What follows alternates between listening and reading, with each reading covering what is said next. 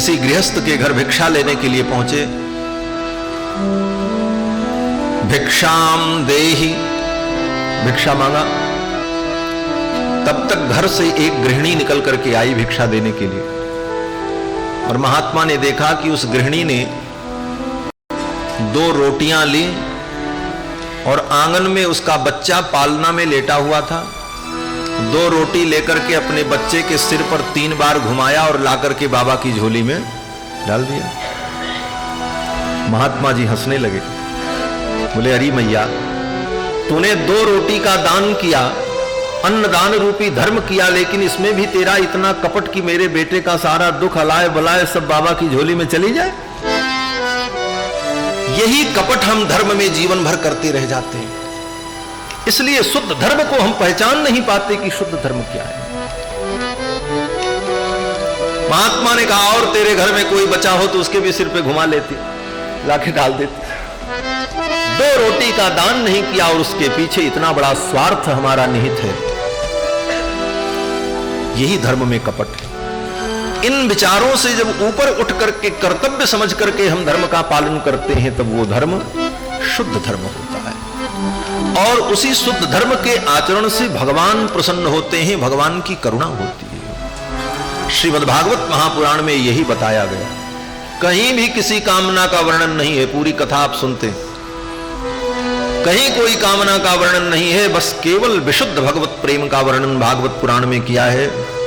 वेदव्यास जी कहते हैं कि इस धर्म का, भागवत धर्म का जो अनुष्ठान करता है उसे वास्तविक वस्तु का बोध हो जाता है। वेद्यम वास्तवमत्र वस्तु शिवदम। निष्कपट धर्म का जब हम पालन करते हैं तो वास्तविक वस्तु जो परमात्मा है उसका ज्ञान हमें हो जाता है। तापत्रयोन्मूलनम, और दैहिक दैविक भौतिक ताप, 3 प्रकार के जो ताप हमारे जीवन में है वो निर्मूल हो जाते हैं। इतना ही नहीं, सद्यो हृदयवरुध्यते प्रकृतभिः शुश्रूषुभिस्तत्क्षणात्। और इस विशुद्ध भागवत धर्म को सुनने से हृदय में आकर के भगवान विराजमान हो जाते हैं। ये इसका फल है। ऐसे विशुद्ध धर्म का वर्णन कर रहे हैं वेदव्यास जी। और फिर सूत और शौनकादि मुनियों का संवाद प्रारंभ होता है।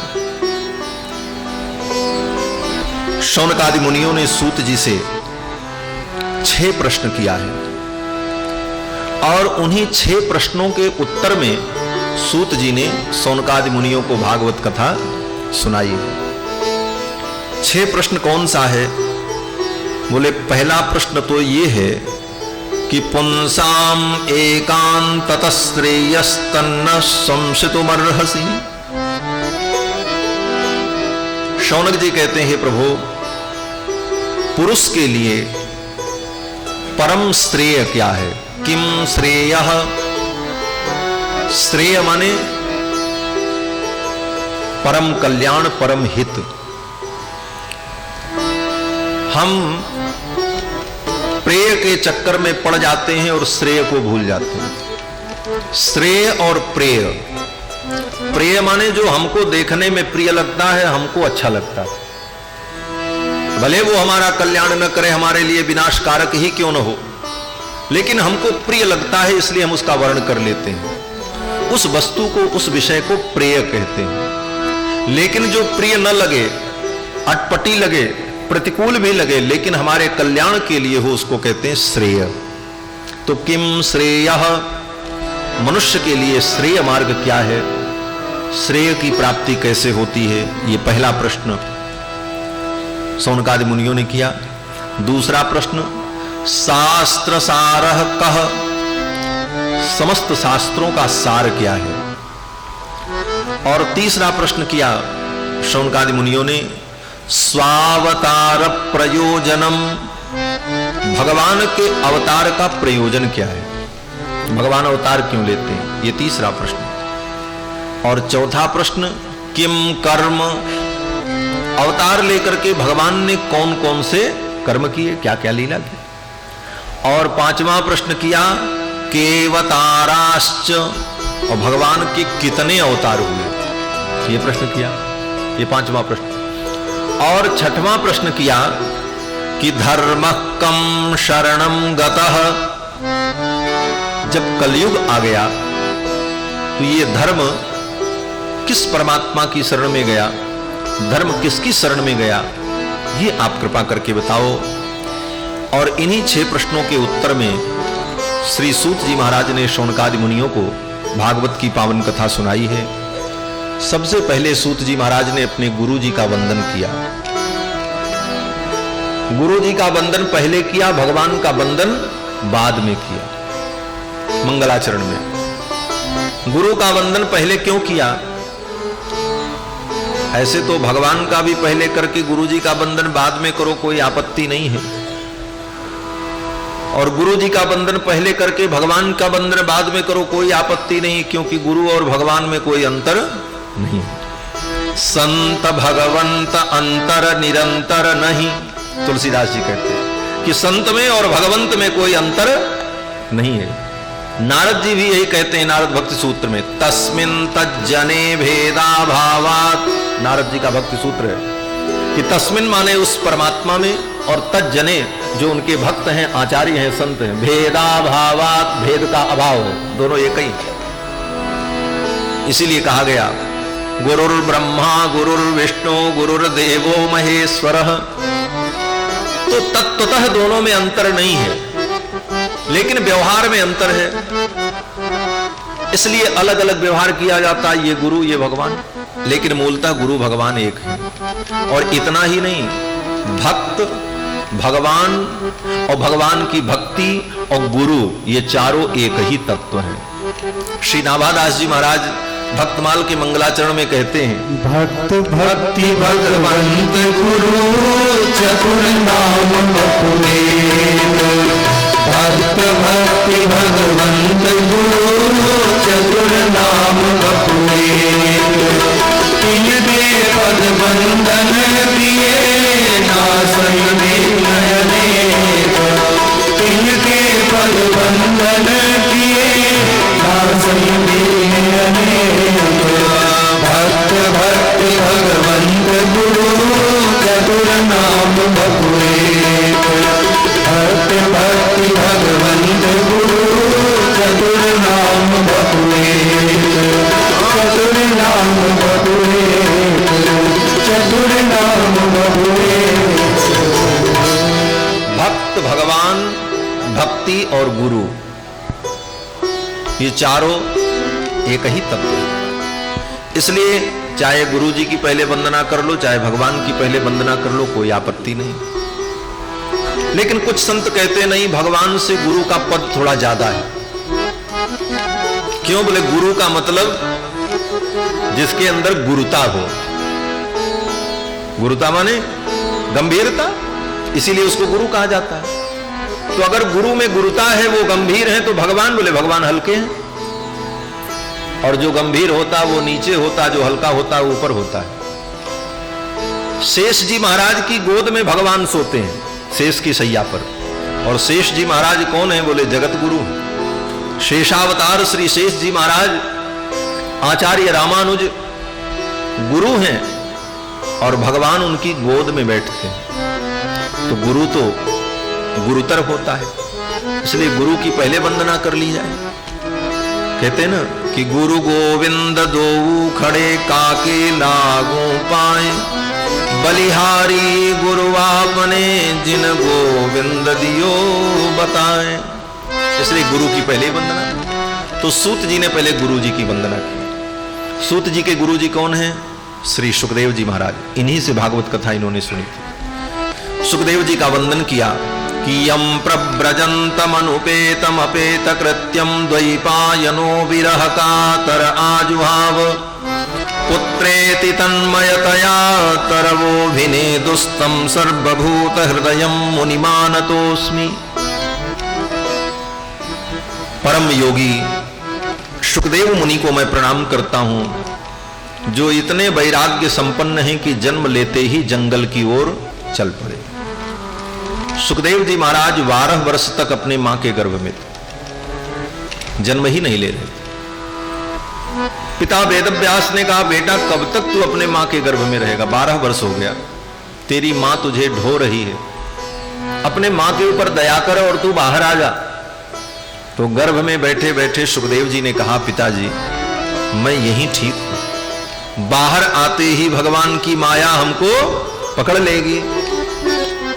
वेदव्यास जी ने कहा, जब तुझे इतना ज्ञान है तो ये माया तेरा कुछ नहीं कर सकती, तू आ जा।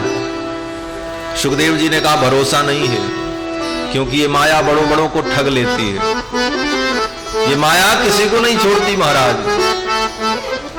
शिव विरंच को मोहई को है बपुरा आन, ब्रह्मा शंकर को भगवान की माया मोहित कर देती है, सामान्य प्राणी की क्या गति है। सुखदेव जी ने कहा, ये भगवान की माया बड़ी प्रबल है और ये मुझे नहीं छोड़ेगी, इसलिए मैं विश्वास नहीं कर रहा हूं, मैं कैसे आऊं? तो वेदव्यास जी ने कहा, कैसे विश्वास होगा? सुखदेव जी ने कहा, ये जिसकी माया है उसको बुलाओ, द्वारिकाधीश भगवान को, और वो आकर के कह दें कि मेरी माया का प्रभाव तुम्हारे ऊपर नहीं होगा, तब मैं मानूंगा। तो वेदव्यास जी महाराज तो भगवान के अंश हैं। वेदव्यास जी ने भगवान का आवाहन किया, भगवान आए और भगवान द्वारकाधीश ने कहा, सुखदेव तुम परमहंस हो, मेरी माया का तुम्हारे ऊपर कोई प्रभाव नहीं होगा। तब श्री सुखदेव जी महाराज अपनी मां के गर्भ से बाहर आए और बाहर आने के बाद 1 मिनट किसी को मौका नहीं दिया। सुखदेव जी ने सोचा कहीं माया पकड़ लेगी, तब अपनी नाभि के नाल को स्वयं अपने हाथ से पकड़ लिया, नाभि नाल काटने का मौका नहीं दिया किसी को, नाभि नाल को अपने हाथ से पकड़ा और चल पड़े जंगल की ओर। यम प्रव्रजंतम अनुपेतम अपेत कृत्यम, संसार के समस्त कृत्यों को छोड़ करके सुखदेव जी जन्म लेते ही जंगल की ओर चल पड़े। वेदव्यास जी पीछे पीछे दौड़ पड़े, अरे बेटा रुक जाओ, पुत्रेति तन्मयतया तरवोभिनेदुः, हे पुत्र रुक जाओ, हे पुत्र रुक जाओ। लेकिन मुड़ करके देखा नहीं सुखदेव जी, चले गए। घनघोर जंगल में जाकर के किसी गुफा में बैठ गए। सुखदेव जी ने बहुत खोजा, वेदव्यास जी ने बहुत खोजा, नहीं मिले। अब वेदव्यास जी चिल्लाते हैं जंगल में, हे पुत्र कहां हो? तो उस जंगल में वो आवाज वेदव्यास जी की प्रतिध्वनित होने लगी। जैसे किसी बड़े हाल में आप इधर से बोलो तो आवाज टकरा करके उधर से आती है, ऐसे ही आवाज टकरा करके आने लगी। पुत्रेति तन्मयतया तरवोभिनेदुः, मानो उधर से सुखदेव जी ही महाराज उत्तर दे रहे हैं कि हे पुत्र। मानो सुखदेव जी कहते हैं, कौन किसका पुत्र, कौन किसका पिता, ये तो संसार है, अपने अपने कर्मों का फल है। अंत में वेदव्यास जी लौट करके चले आए। ऐसे परमहंस श्री सुखदेव जी महाराज हैं, उनके चरणों में हम प्रणाम करते हैं। श्री सूत जी ने सुखदेव जी के चरणों में प्रणाम किया, फिर भगवान को प्रणाम किया। नारायणं नमस्कृत्य नरं चैव नरोत्तमं देवीं सरस्वतीं व्यासं ततो जयमुदीरयेत। भगवान नारायण को, नर को, देवी सरस्वती को, वेदव्यास जी को प्रणाम किया और कथा का वर्णन प्रारंभ करते हैं। सूत जी कहते हैं, हे मुनियों, आपने बहुत सुंदर प्रश्न किया है। आपने जो प्रश्न किया है इससे लोक का मंगल होगा और भगवान कृष्ण प्रसन्न होंगे। यत् कृत कृष्ण सम प्रश्नो येनात्मा सुप्रसीदति, कृष्ण के संदर्भ में किया गया प्रश्न आत्मा को तृप्त कर देता है, आत्मा को संतुष्ट कर देता है और भगवान की भक्ति उसे प्राप्त होती है। और वासुदेवे भगवती भक्ति योग प्रयोजितः, भगवान वासुदेव के चरणों की भक्ति अगर जीवन में आ जाए तो वो भक्ति क्या करती है? बोले जनयत्यासु वैराग्यम, वो वैराग्य को जन्म देती है, क्योंकि भक्ति के पुत्र का नाम ही तो वैराग्य है, कलकत्ता में सुना।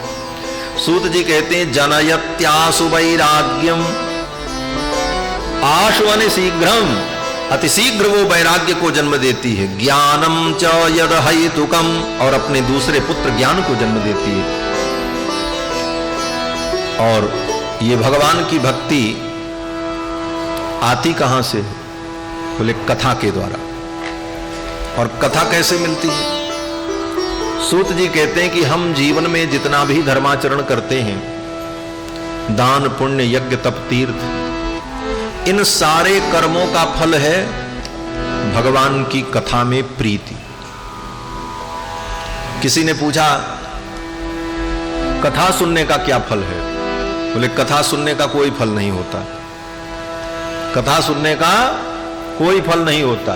क्यों? बोले सारे कर्मों का फल तो कथा है, तो फल का फल नहीं होता। कथा ही सारे कर्मों का फल है। आज तक जो आपने अच्छा कर्म किया उसका फल यही मिला कि आपको कथा मिली। अब कथा का कोई फल नहीं, सारे कर्मों का फल कथा है। धर्मस्वनिष्ठित पुंसाम विश्वक्सेन कथासु यः नोत्पादयेद्यदि रतिम श्रमयेव हि केवलम। सूत जी कहते हैं जितना तुमने धर्म का अनुष्ठान किया और सब धर्मानुष्ठान करने के बाद अगर भगवान की कथा में प्रेम नहीं हुआ, भगवान की कथा तुमने नहीं सुनी, तो श्रम एव ही केवलम, तुमने जो कुछ किया केवल परिश्रम किया, उसका कोई फल तुमको नहीं। दिन भर माला फेरते फेरते उंगली दर्द करने लगी है? तीर्थ यात्रा करते करते पैर दुखाया, उसका सही फल तुमको नहीं मिला। असली फल क्या है? बोले भगवान की कथा। और कथा के द्वारा जो परम लाभ है, क्या परम लाभ? तत्व ज्ञान। जीवस्य तत्व जिज्ञासा नार्थो यश्चेह कर्मिभिः।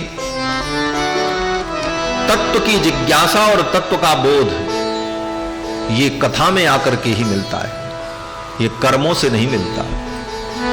इसीलिए कथा महत्वपूर्ण है। अब कहते हैं तत्व क्या है? कौन सा तत्वबोध? बहुत क्रमबद्ध कथाएं हैं महाराज, ध्यान से सुनेंगे तो भागवत की हर चीज समझ में आ जाएगी कि भागवत में है क्या। सूत जी कहते हैं वो परम तत्व भगवान है।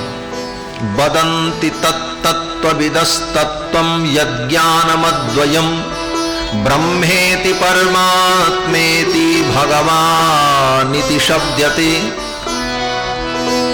वो तत्व जो है, बड़े बड़े तत्ववेत्ता विद्वान लोग कहते हैं कि उसी तत्व को ब्रह्म कहा जाता है। ब्रह्मेति, उसी तत्व को परमात्मा कहा जाता है, और उसी तत्व को भगवान भी कहते हैं। ब्रह्मेति परमात्मेति भगवानिति शब्दते। और वो भगवान परम तत्व है कौन? बोले वो भगवान नारायण है, जो क्षीर सागर में शयन करते हैं, जिनकी कला से, जिनके अंश से अनेकानेक अवतार होते हैं। ऐसे भगवान के चरणों में भगवत तत्व विज्ञानम मुक्त संगस्य जायते। जब व्यक्ति संसार के संग को छोड़कर सत्संग करता है, तब ऐसा तत्व ज्ञान उसे प्राप्त होता है। और इस तत्व ज्ञान का फल क्या है? बोले क्षीयन्ते चास्य कर्माणि दृष्ट एवात्मनीश्वरे। ऐसे तत्व का दर्शन हो जाने पर क्षीयन्ते चास्य कर्माणि, उसके जितने कर्म हैं सब क्षीण हो जाते हैं, जितने पाप पुण्य हैं सबसे वो मुक्त हो जाता है। न पाप उसको लगता है, न उसको पुण्य लगता है। पुण्य पापे विधूय, पुण्य पाप दोनों से मुक्त हो जाता है। क्यों? देखो, पाप जितना बंधन का कारण है, पुण्य भी उतना ही बंधन का कारण। अंतर केवल इतना है कि पाप लोहे की जंजीर है और पुण्य सोने की जंजीर है। जैसे तोते को लोहे के पिंजड़े में बंद करो तब भी तोता अपने को बंधन में महसूस करता है, और सोने के पिंजड़े में उसको बंद करो तब भी वो बंधन महसूस करता है। बंधन दोनों है। उसी प्रकार से पुण्य पाप दोनों जीव के बंधन के कारण हैं, क्योंकि दोनों कर्म हैं और कर्म ही बंधन का कारण। पुण्य पाप जब दोनों खत्म हो जाएंगे तो खाता बंद हो जाएगा, नील हो जाएगा। कर्म का खाता बंद हुआ, फिर संसार में आवागमन से मुक्ति हो गई। इसलिए पुण्य भी करते समय, पुण्य कर्म करते समय पुण्य की कामना नहीं करनी चाहिए। यही भागवत सिखाती है। धर्म करो, कर्म करो, लेकिन इसके बदले में पुण्य की कामना मत करो, क्योंकि ये पुण्य भी तुम्हारे लिए बंधन का कारण बन जाए। सूत जी कहते हैं, क्षीयन्ते चास्य कर्माणि दृष्ट एवात्मनीश्वरे। और ऐसे भगवान जो श्री हरि हैं, उन्हीं की उपासना भक्तों को करनी चाहिए। मोक्ष चाहने वाले प्राणियों को भगवान नारायण की उपासना करनी चाहिए, उनके अवतारों की उपासना करनी चाहिए। और जो अनेक घोर देवता हैं, उन देवताओं की उपासना छोड़ देनी चाहिए। ये भागवत में लिखा है, मुमुक्षवो घोर रूपान हित्वा भूतपति नथ। ये भूत प्रेत बैताल डाकनी शाकनी अनेक प्रकार के देवी देवता जो हैं, इनकी उपासनाओं को छोड़ करके एकमात्र भगवान की भक्ति करनी चाहिए। नारायण कला शांता भजन्ति अनसूयवः।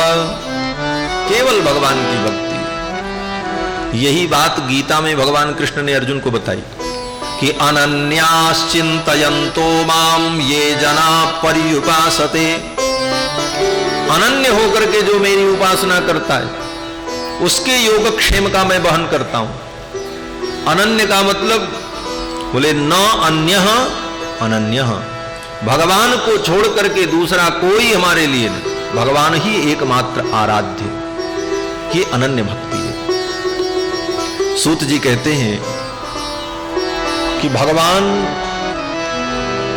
सबके मूल हैं, इसलिए मूल की भक्ति करने पर सबकी भक्ति हो जाती है। जैसे जड़ में पानी डालो तो पेड़ के पत्ते में, डाली में, सब जगह पानी पहुंच जाता है। उसी प्रकार ये संपूर्ण सृष्टि और सृष्टि के अंदर अनंत अनंत जीव और इस सृष्टि में अनंत अनंत देवता, ये सब क्या है? बोले भगवान रूपी जो मूल है, उसी मूल के ये पेड़ है। ये सारा पेड़ कहां से प्रकट हुआ? बोले भगवान से प्रकट हुआ। भगवान ही सबके मूल हैं। ऊर्ध्वमूलमधः शाखम अश्वत्थम प्राहुरव्ययम। गीता में भगवान कहते हैं अर्जुन, ऊर्ध्वमूलमधः शाखम, ऊपर जो मूल है, अर्थात मैं इस सारी सृष्टि रूपी वृक्ष का मूल हूं। तो मूल में पानी डालो तो सब जगह अपने आप पहुंच जाएगा। और एक एक पत्ता में पानी डालते रहो, फिर भी संपूर्ण पत्ते को तुम सींच नहीं पाओगे। तो बुद्धिमानी क्या है?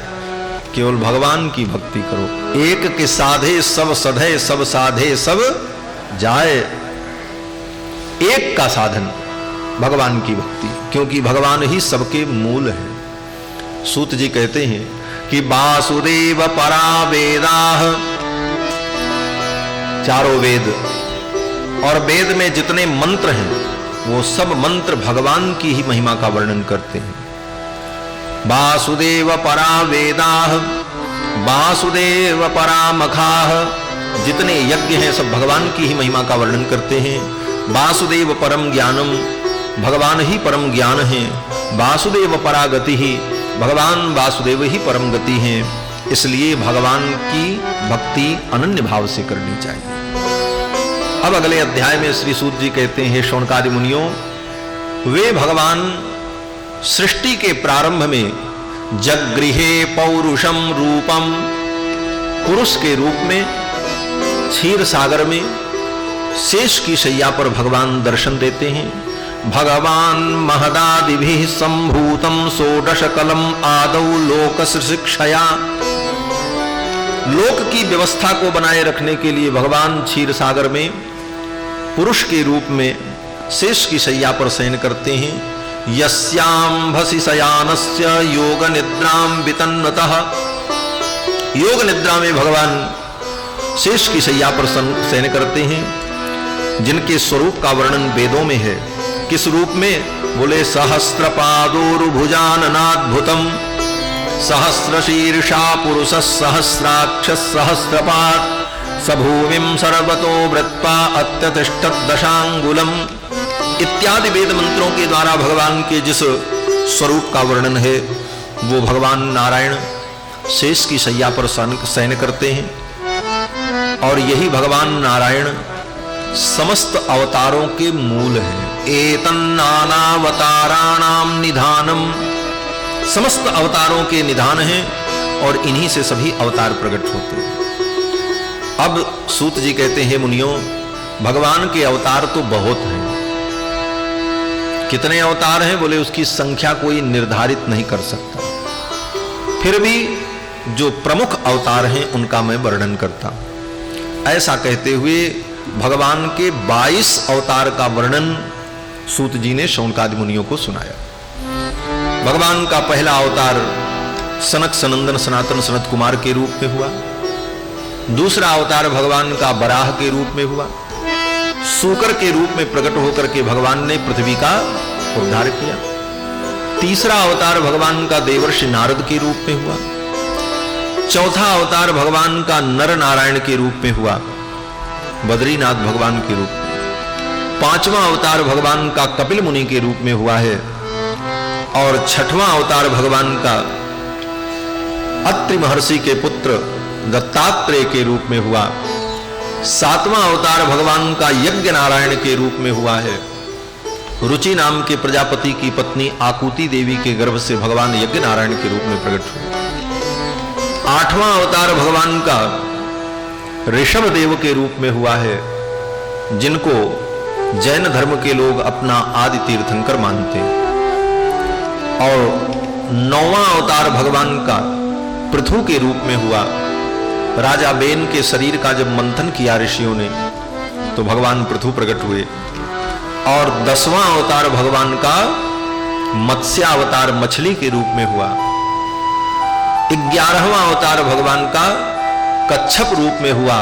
समुद्र मंथन के समय जब मंदराचल पर्वत डूबने लगा तो मंदराचल पर्वत को संभालने के लिए भगवान कच्छप के रूप में प्रकट हुए। और समुद्र मंथन के प्रसंग में ही अमृत कलश लेकर के भगवान प्रकट हुए धन्वंतरि के रूप में। ये भगवान का 12वां अवतार। और समुद्र मंथन के ही प्रसंग में भगवान का 13वां अवतार भी हो गया। सुंदर स्त्री के रूप में, मोहिनी के रूप में भगवान प्रकट हुए देवताओं को अमृत पिलाने के लिए। ये भगवान का 13वां अवतार। और 14वां अवतार भगवान का बड़ा भयानक अवतार हुआ। हिरण्यकश्यपु के महल में खंभे के अंदर से भगवान प्रकट हो गए। यस्तंभात् गर्जमानो गगडगडगडात् बालचंद्राद्र दृष्टः व्योमाभूत पाट्यमान पपटपटपटस्ताड्यमानस्य नाभिः द्रष्टाग्रे काट्यमान ककटकटकटस्तूयमानः सुरेन्द्रैः निष्क्रांतो हास्ययुक्तः गहगहनः पातु मां नारसिंहः। हिरण्यकश्यपु के सभागार में प्रहलाद जी ने कहा, इस खंभे में भगवान है। हिरण्यकश्यपु ने एक मुष्टिका का प्रहार किया, खंभा टूट गया। गर्जना करते हुए भगवान प्रकट हो गए। गगड गड़गड़ान्यो खंभ फाट्यो चरचराय मानो निकसो नर नाहर को रूप अति भयानो है। तो ये भगवान का नरसिंहावतार 14वां अवतार। और 15वां अवतार बोले पंचदशम वामनकम। 15वां अवतार वामनावतार। राजा बलि के यज्ञ में 3 पग पृथ्वी की याचना करने के लिए वामन भगवान गए। और 16वां अवतार भगवान का परशुराम जी के रूप में हुआ। और 17वां अवतार श्री वेदव्यास जी के रूप में हुआ, जिन्होंने 18 पुराण और महाभारत की रचना की। और 18वां अवतार हमारी अयोध्या में श्री राम रूप में हुआ। 4 रूपों में भगवान अयोध्या में प्रकट हुए। कृत्वात्मानं चतुर्विधम पितरम रोचयामासो तदा दशरथम नृपम। श्री राजा दशरथ को भगवान ने अपना पिता बनाया और 4 रूपों में भगवान प्रकट हुए। राम लक्ष्मण भरत शत्रुघ्न। ये भगवान का 18वां अवतार। और 19वां अवतार भगवान का बलराम जी के रूप में हुआ। और 20वां अवतार भगवान का कृष्णावतार है, जिन कृष्ण भगवान की कथा सुनने के लिए हम लोग बैठे। और 21वां अवतार भगवान का बुद्धावतार है, बुद्ध भगवान। ततः कलौ संप्रवृत्ते सम्मोहाय सुरद्विषाम बुद्धो नामना जनसुतः कीकटेषु भविष्यति। ये बुद्धावतार भगवान का 21वां अवतार है। लेकिन कौन सा बुद्धावतार? जिनको आज सारी दुनिया बुद्ध मानती है, ये बुद्ध नहीं। कपिलवस्तु में जिनका लुम्बिनी में जन्म हुआ, गौतम बुद्ध, जिनको सारी दुनिया बुद्ध मानती है, ये 24 अवतार में हमारे बुद्ध नहीं। हमारे भगवान जो बुद्ध भगवान हैं, इनसे बहुत पहले अवतरित हुए।